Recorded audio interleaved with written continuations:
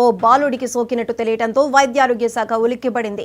మరిపాడు మండలం వెంకటాపురం గ్రామానికి చెందిన బద్దల నాగరాజు కళ్యాణిల 6 ఏళ్ల కుమారుడు సుబ్బారాయుడు 20 రోజుల క్రితం జ్వరం బారిన పడటంతో అన్ని హాస్పిటల్లో చూపించారు.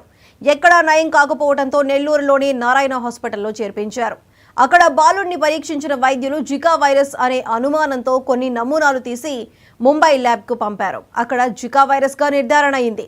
దీంతో సుబ్బారాయుడిని మెరుగైన చికిత్స కోసం చెన్నై ఎగ్మోర్కు తరలించారు. మరోవైపు వైద్యారోగ్య శాఖ అధికారులు కూడా ఆ బాలుడి నుంచి నమూనాలు తీసి పూణే వైరల్ ల్యాబ్కు పంపించారు.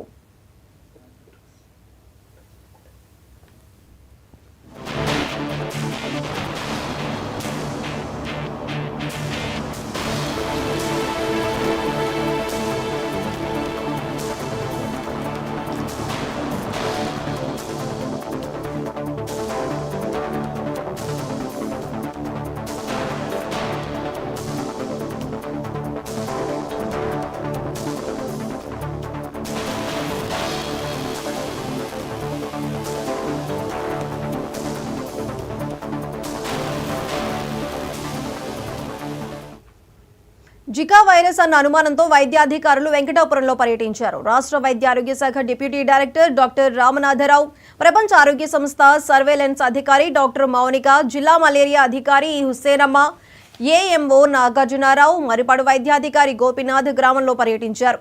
బాలుడి ఇంటి చుట్టూ దోమల నివారణ చర్యలు చేపట్టారు. చుట్టుపక్కల పరిసరాలను శుభ్రం చేశారు.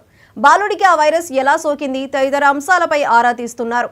గ్రామంలో వైద్య శిబిరం ఏర్పాటు చేసి జ్వర పీడితుల నుంచి నమూనాలు సేకరించారు. ఆ బాలుడు కృష్ణాపురంలోని ఓ ప్రైవేటు పాఠశాలలో చదువుతున్నట్లు గుర్తించి అక్కడ పనిచేస్తున్న కేరళ రాష్ట్రానికి చెందిన టీచర్లను విచారించారు. బాలుడికి జికా వైరస్ సోకి ఉండదని, ఒకవేళ సోకి ఉంటే ఇప్పటికే ఎక్కువ మందికి వ్యాపించి ఉండేదని వైద్యాధికారులు చెబుతున్నారు.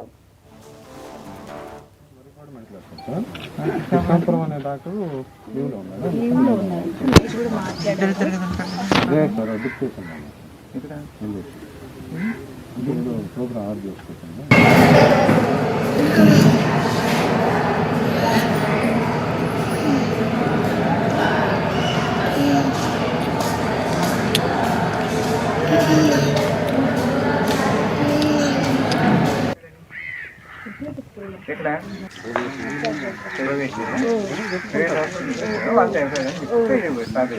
నా దగ్గరకు వస్తే ఏం కాదు.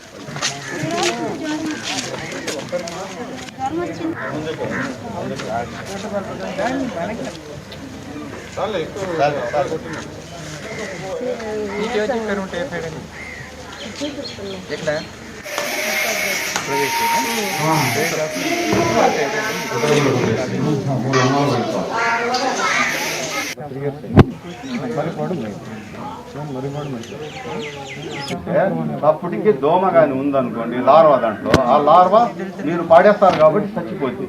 లేకపోతే లార్వా ఉందనుకో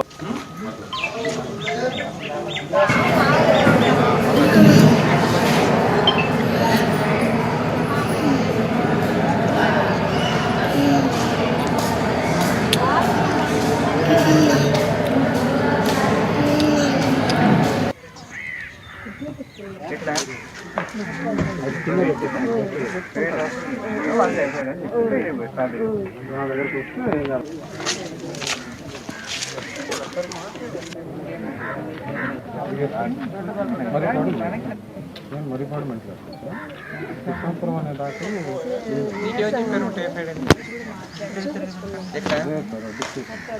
ప్రైవేట్